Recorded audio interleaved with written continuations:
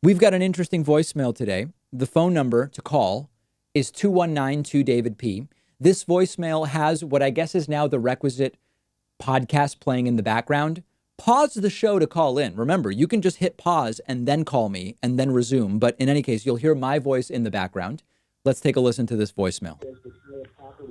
Hey, David, I was just wondering, what are your thoughts on if President Trump was to lose the election and he doesn't want to leave office?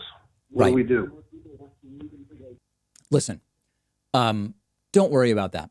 Okay, there's a couple different things there. Number one, don't put the cart before the horse. Let's defeat Trump first before we worry about whether he'll leave office. That's the most important thing, because if we focus too much on what will happen if Trump refuses to leave office, Trump might get himself reelected, and we don't want that. That's number one. So just go vote.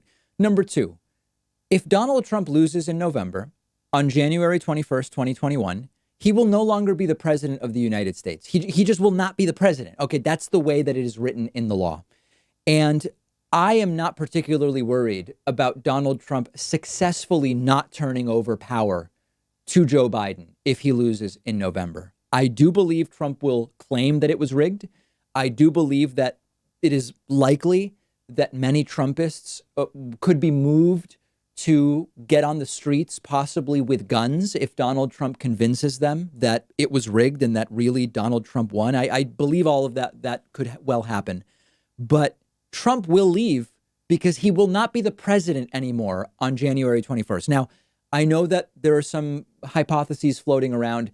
Here's what Trump could do to prevent this from going to Joe Biden in January, if indeed he were to lose.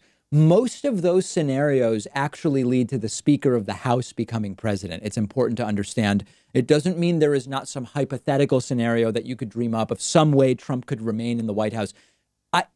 Don't worry about voting right now. OK, that's the important thing. We've got 3.5 months until November. Let's win first. Then we'll have 2.5 more months to make sure Donald Trump vacates the White House. And we'll deal with that after November 3rd if that comes up. Let's just leave it there. We've got a great bonus show for you today. We are going to talk about the U.S. budget deficit. Where are the deficit hawks? They're very, very quiet as the U.S. budget deficit has hit another all-time high. Disney World is also offering mask-free relaxation zones. I will discuss how much would I have to be paid to go to Disney World right now. Not how much would I pay. Would I go with it? How much would I have to be paid to go? And we are also going to talk about China announcing some sanctions against Marco Rubio and Ted Cruz, two Republican senators, retaliatory sanctions against them. All of those stories and more on today's bonus show. Don't miss it. Become a member at joinpakman.com.